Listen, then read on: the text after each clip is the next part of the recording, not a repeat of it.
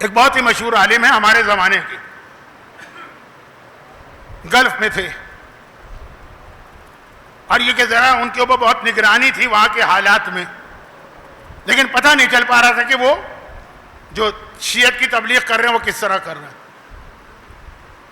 حکومت کے جاسوس دوست بن کے، یہ میرے آنکھوں کے سامنے کا واقعہ ہے، بتا رہا ہوں 30 سال پہلے کا، دوست بن کے پہنچے جو ان کا سب سے زیادہ چاہنے والا تھا اس کے پاس، اور بات شروع کری کہ تم کس عالم کو مانتے ہو، اس کی تو کوئی نالج ہی نہیں۔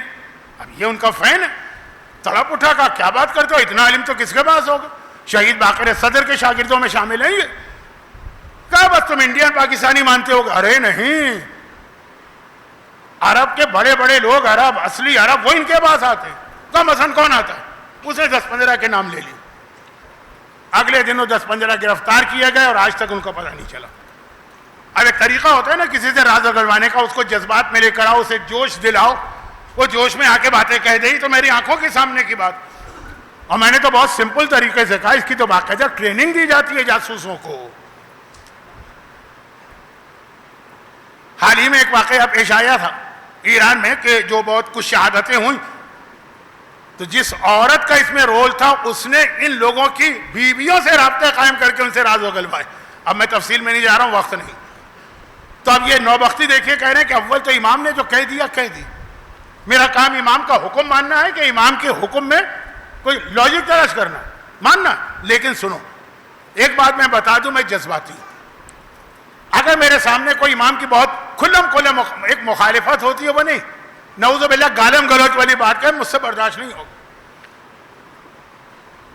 اور کوئی دوستوں میں سے آ جائے، دوست بن کر آ جائے اور مجھ سے پوچھنا شروع کر دے وہ طریقے سے کہ امام آج کل کہاں، تو جوش میں آ کے میں بتا بھی دوں گا امام کہاں، لیکن حسین ابن روح پہاڑ کی طرح سے پہاڑ ہٹ جائے گا، یہ نہیں ٹلیں گے اپنی جگہ سے، ان کے سامنے کچھ بھی کہا جائے یہ صرف دیکھیں گے کہ امام نے کہا ہے کہ اگر لوگ ہمیں برا بھی کہیں تو برداشت کرو، کچھ نہ بولو، اور کوئی دوست بن کے بھی آ جائے تو امام کا راز نہیں بتائیں گے۔ ان میں یہ صلاحیت ہے جو مجھ میں نہیں۔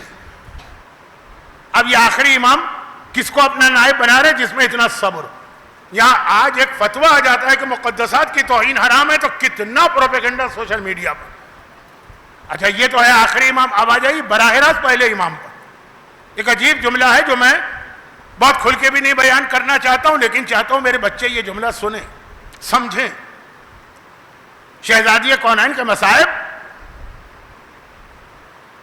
نہیں، کوئی حق ادا نہیں کر سکتا ان کا، شہزادی کا جملہ کافی ہے کہ اگر دنوں پر پڑھیں تو وہ رات بن جائے، اس سے بڑا کوئی جملہ ہو سکتا ہے؟ اور یہ مصائب کس کے سامنے ہوئے؟ غیبت امام میں نہیں ہوئے، مولا کے سامنے ہوئے۔ اب ایک حدیث ہمارے پاس آتی ہے چھٹے امام کی، جس میں امام کہتے ہیں کہ اصحاب امیر المومنین میں مولا علی کے صحابیوں میں عظیم ترین سلمان، اور وہ پیغمبر کے بھی سب سے بڑے صحابی، ایمان کے 10 درجے ہیں، سلمان کو 10 کے 10 ملے، ہر بچہ بھی جانتا ہے۔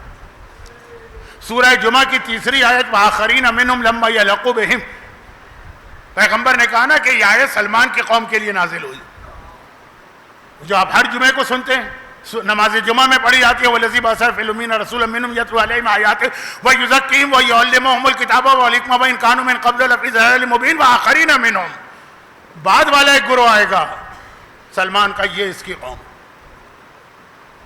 منا اہل البیت کا جنگ خندق میں قرار دیا، سارے فضائل ہیں۔ امام معصوم کی حدیث ہے چھٹے امام کی کہ ایک فضیلت ایسی جس میں مقداد سلمان سے بھی زیادہ ہے، ویسے مقداد فضیلت میں 3 نمبر پر آتے ہیں، اول سلمان، دوسرے ابو ذر، تیسرے مقداد، مگر ایک فضیلت میں مقداد سلمان سے بھی افضل ہے۔ مجھے آج کل نہیں پتا کہ ایگزام کہتے ہوتے ہیں اسکول کالج میں، کیا میرے زمانے میں یہ تھا کہ مختلف سبجیکٹ ہوتے تھے، ٹوٹل اگر آپ دیکھیں تو یہ لڑکا فرسٹ آیا ہے، لیکن میتھ میں کوئی اور فرسٹ ہے، باقی چیزوں میں اس کے نمبر کم ہے تو وہ 3rd بن گیا۔ کہا ایک چیز میں سلمان سے بھی افضل مقداد، وہ چیز سنیے ذرا، سلمان کی توہین ہو رہی ہے نہیں، وہ پیغام پہنچانا۔ کہا مقداد جیسے عربی میں ایک لفظ الف ہوتا، الف بالکل سیدھا، کہا مقداد اتنے سیدھے تھے، یعنی سیدھے کا مطلب استقامت تھی ان کے اندر، جو امام نے کہا مانتے سلمان بھی ہیں, دل میں بھی خیال نہیں آتا, دل کا خیال. ہمارے اور آپ کے دل کے بہت سے خیال معاف من شر الوسواس الخناس الذی یوسوس فی صدور الناس, مگر ہم اسی لیے ہم رہ جاتے ہیں, مقداد کے دل میں بھی کوئی خیال نہیں آتا. راوی نے کہا مولا تو کیا سلمان کے دل میں خیال آتا ہے؟ کہا ایک بار آ گیا تھا, ایک بار, اور چند سیکنڈ کے لیے آیا تھا. وہ چند سیکنڈ, دیکھیے ایگزام میں یہی ہوتا ہے, آدھے نمبر سے کوئی پیچھے رہ جاتا ہے خالی, چند سیکنڈ کے لیے. وہ خیال کیا ہے جو آپ میں سے بہت سے ذہن میں دوسرے انداز سے آتا ہے. کہا کہ جس وقت شہزادی کونین پہ یہ سارے مظالم ہو رہے تھے اور مولا دیکھ رہے تھے, سلمان کے دل میں ایک وسوسہ آیا, خیال آیا, ایسے مظالم ہم سے برداشت نہ ہو, مولا کیوں خاموش؟ صرف یہ خیال ہے مولا کیوں خاموش. مقداد کے دل میں ایک لمحے کے لیے بھی خیال نہیں آیا, مولا خاموش ہے تو وہ خاموش, ٹھیک یہی ٹھیک ہوگا. دیکھیں دل کے خیال پہ تو اتنا آدمی کا کنٹرول بھی نہیں ہے, الا یہ کہ مقداد جیسا ہو جو دل کے خیال پہ بھی کنٹرول کرے. کہ سلمان کے دل میں ایک لمحے کے لیے خیال آیا اور سلمان نے تلوار پر ہاتھ رکھ دیا, بس تلوار پہ ہاتھ رکھ دیا. مولا نے کہا سلمان اگر تم میرے شیعہ ہو تو اپنا ہاتھ تلوار سے ہٹا لو, بس ختم بات. یہ ایک لمحے کا خیال, ایک لمحے, سلمان کو مقداد کے بعد آدھے نمبر سے دوسرے نمبر پہ لے گئے. میں اس وقت بہت جرنل بات کر رہا ہوں, یہ نہیں کہہ رہا ہوں کہ ساری چیزیں نہیں ہونی چاہیے جو آج کل ہو رہی, لیکن جو اصل ظہور امام کی تیاری ہے وہ یہ کہ اپنے آپ کو ایسا بنائیں. میں پھر کہہ دوں کہ جب ہم یہ کہتے ہیں کہ اپنے آپ کو ایسا بنائیں کہ امام کا ہر حکم مانو, تو لوگ کہتے ہیں جی ہم تیار ہیں, امام کہیں گے کہ اپنے بیٹے کے گلے میں چھری چلاؤ, ہم چلا دیں گے.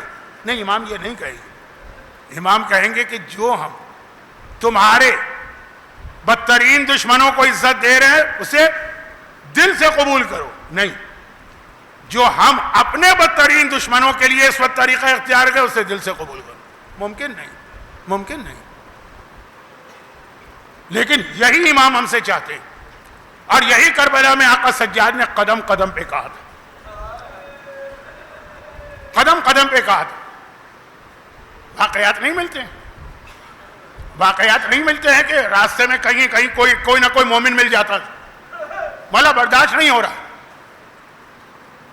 اجازت دیجیے مر جائے. اتنی بڑی فوج کا جو عمر سعد لے کے جا رہا ہے, اس کا مقابلہ تو کیا کہیں گے, مر جائے. امام نے کہا جس طرح ہم برداشت کر رہے ہیں اس وقت تم برداشت کر رہے. وہ کربلا تھا, یہ کوفہ و شام.